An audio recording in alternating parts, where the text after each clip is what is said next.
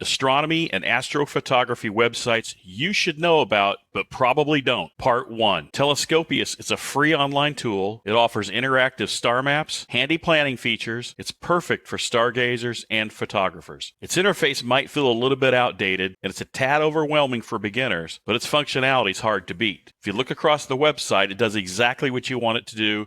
You can see over here, there's a quick tour. The first time you're here, shows you some of the observatory settings that you can customize, the weather in your area if you want to customize that. In the middle, you can see targets for the telescope, designed very well. Photography in the middle. Down at the bottom, you can upload your photography and share it. It shows different events that are going on, how to get subscriptions, and a really cool feature is their open telescope simulator where you can check frame ups for your setup, plan your mosaics, image surveys. You can test the field of view of an eyepiece you're thinking about buying. So you go here, you can click around, see, put in the information about your telescope and what your equipment is, and you can see what it would look like in the actual night sky. Stay tuned for more hidden gems in this series. Don't forget to like, subscribe, and hit the bell for updates.